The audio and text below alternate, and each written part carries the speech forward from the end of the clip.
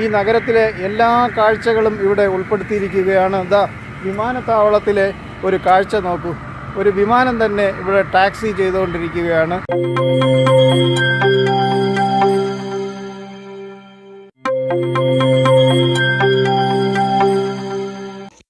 ഇന്ന് നമ്മൾ വളരെ വ്യത്യസ്തമായിട്ടുള്ള യുണീക്കായിട്ടുള്ള ഒരു കാഴ്ചയാണ് കാണാൻ പോകുന്നത്.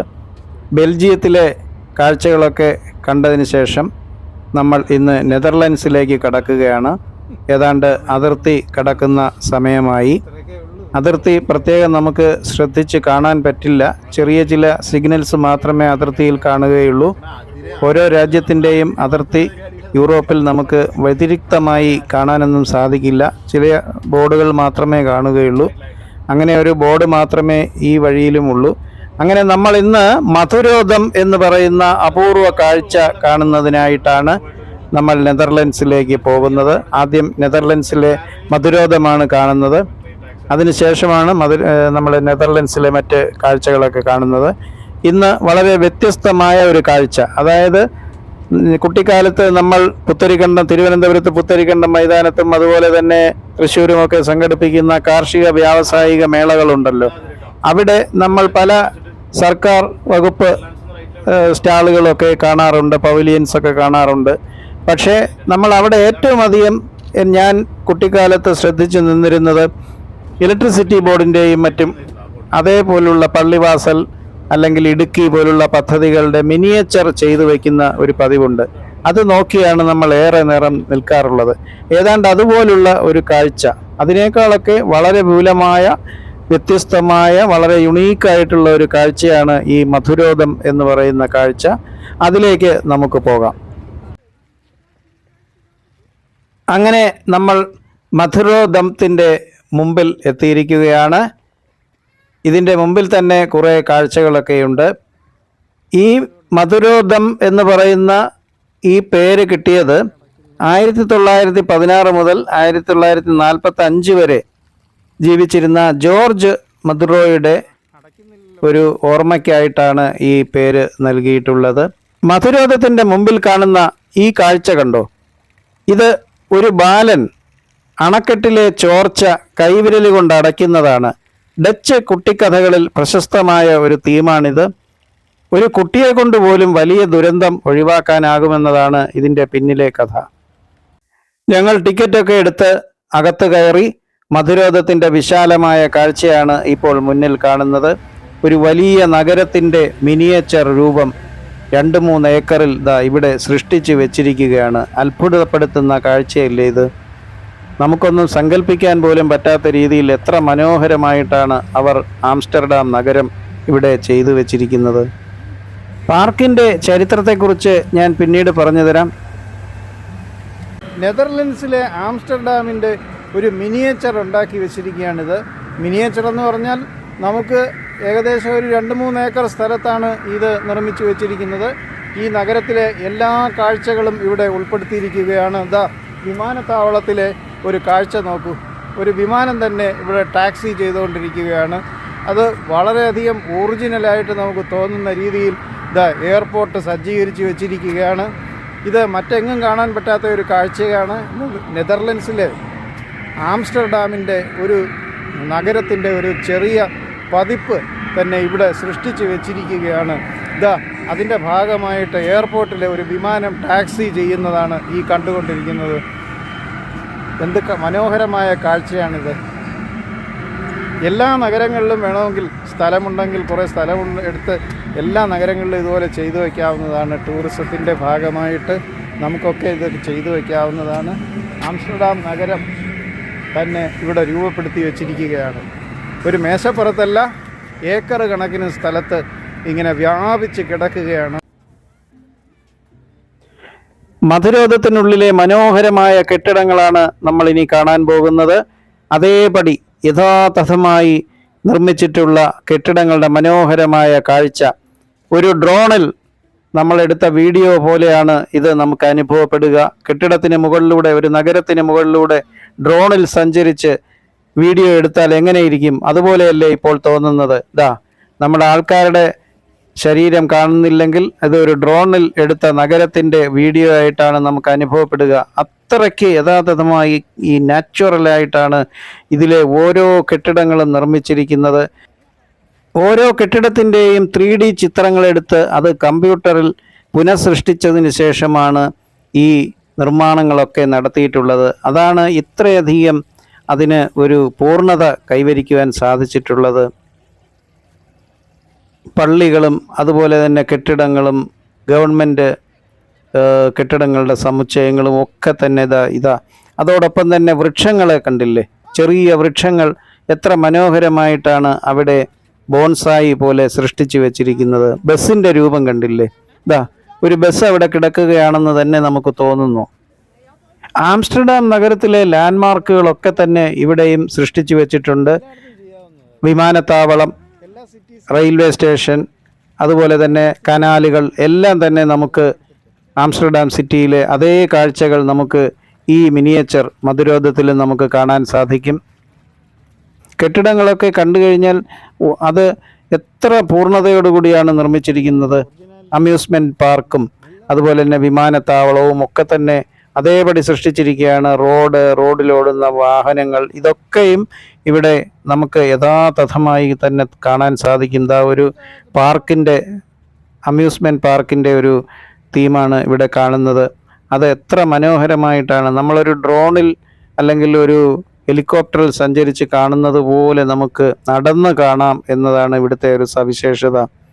ഇതിൻ്റെ ചരിത്രം പറയുകയാണെങ്കിൽ ഇത് 1952 ഇതിൻ്റെ ഉദ്ഘാടനം നിർവഹിച്ചത്.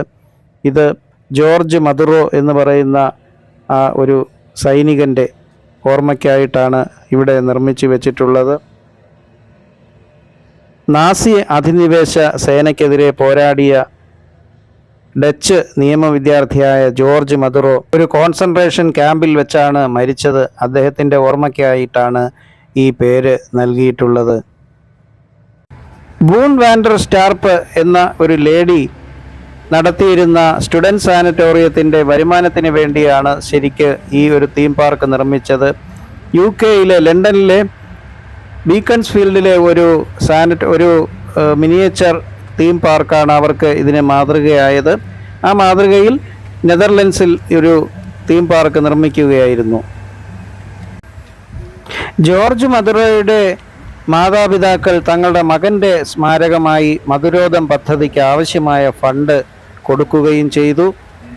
SJ ബൗമയെ മധുരോധത്തിൻ്റെ വാസ്തുശില്പിയായിട്ട് നിയമിക്കുകയും ചെയ്തു. അങ്ങനെയാണ് ഇത് സാക്ഷാത്കരിക്കപ്പെട്ടത്. 2012 പാർക്കിൻ്റെ 60ാം വാർഷികത്തോടനുബന്ധിച്ച് 8 ദശലക്ഷം യൂറോ ചെലവ് ചെയ്ത് പാർക്ക് നവീകരിച്ചതിന് ശേഷമുള്ള കാഴ്ചകളാണ് അതിമനോഹരമായി നമ്മൾക്ക് ഇപ്പോൾ കാണാൻ കഴിയുന്നത്. ആളുകൾ പരമാവധി കാണുക എന്ന ലക്ഷ്യത്തോടു കൂടിയാണ് ഇപ്പോൾ പരിഷ്കാരങ്ങൾ വരുത്തിയിട്ടുള്ളത്. ചരിത്ര നഗരം, നെതർലൻഡ്സിൻ്റെ ഓരോ ലാൻഡ്മാർക്കുകൾ ഇങ്ങനെ വേർതിരിച്ച് ഉള്ള കാഴ്ചകൾക്കാണ് പ്രാധാന്യം കൊടുത്തിരിക്കുന്നത്.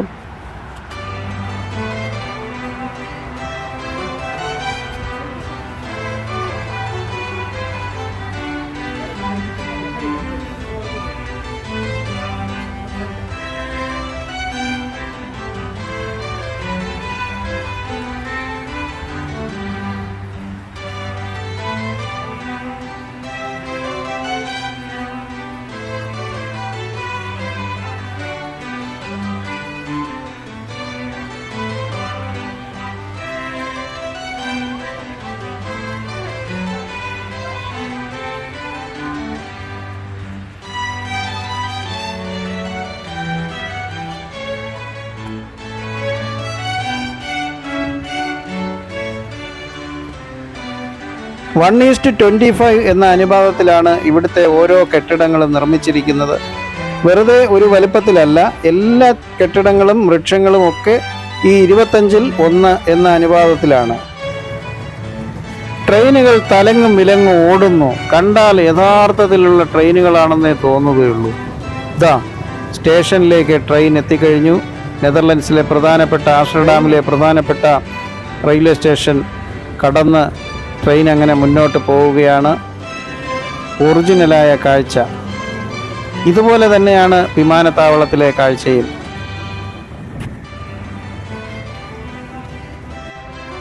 ആംസ്റ്റർഡാമിലെ പ്രധാനപ്പെട്ട ലാൻഡ്മാർക്കുകൾ റിസ്ക് മ്യൂസിയം, ബിന്നൻഹോഫ് സർക്കാർ സ്ഥിതി ചെയ്യുന്ന സ്ഥലം, അതുപോലെ തന്നെ ആംസ്റ്റർഡാം എയർപോർട്ട് ഷിഫോൾ, റോട്ടർഡാം തുറമുഖം, ഡോം ടവർ, പരമ്പരാഗത ഡച്ച് കനാൽ വീടുകൾ, തുലിപ്പ് വയലുകൾ, കാറ്റാടി യന്ത്രങ്ങൾ, റോട്ടർഡാം നഗരത്തിൻ്റെ സ്കൈലൈൻ തുടങ്ങിയവയൊക്കെ ഇവിടെ പുനഃസൃഷ്ടിച്ചു വെച്ചിട്ടുണ്ട്.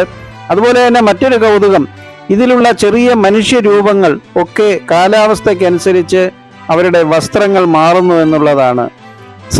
സമ്മറിന് അനുയോജ്യമായ വസ്ത്രങ്ങൾ, അതുപോലെ തന്നെ വിൻ്റർ വരുമ്പോൾ വിൻ്ററിൻ്റെ തെർമൽ വസ്ത്രങ്ങളൊക്കെ അണിഞ്ഞ് ഇതൊക്കെ മെയിൻറ്റെയിൻ ചെയ്യാനായിട്ട് ഇവിടെ നിരവധി സ്റ്റാഫുകളുണ്ട്. അവർ ഓരോന്നും പെയിൻറ് അതാത് സമയത്ത് പെയിൻ്റ് അടിച്ച് പുതുക്കിക്കൊണ്ടിരിക്കും. മഴയും കാറ്റും വെയിലുമൊക്കെ ഏൽക്കുന്ന സ്ഥലമായതിനാൽ എപ്പോഴും മെയിൻ്റനൻസ് ആവശ്യമുണ്ട്. അതൊക്കെ കൃത്യമായി പീരിയോഡിക്കലായിട്ട് ചെയ്തുകൊണ്ടിരിക്കും. നമ്മൾ അവസാനം വിമാനത്താവളത്തിൽ എത്തിയിരിക്കുകയാണ്. നിരവധി കമ്പനികളുടെ വിമാനങ്ങൾ ഇവിടെ നമുക്ക് കാണാം.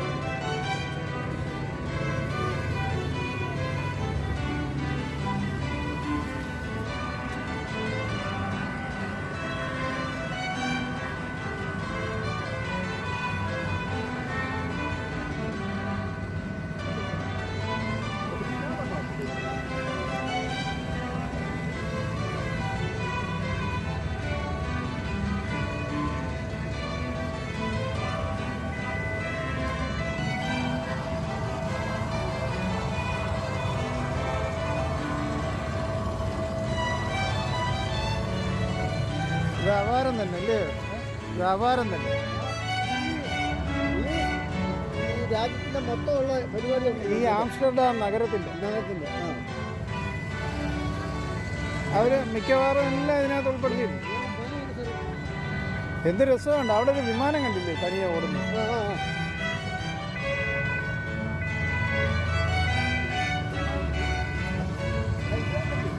ഇവിടെ കാണുന്ന ഈ വലിയ വിമാനത്തിന് ഒരു കഥ പറയാനുണ്ട്.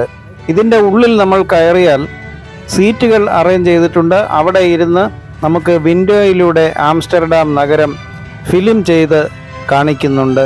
അതും ഒരു കൗതുകം തന്നെ. വിമാനം പറത്താൻ അറിയാമെങ്കിൽ ഈ കുഞ്ഞു വിമാനം ഇവിടെ പറത്തുകയും ആവാം.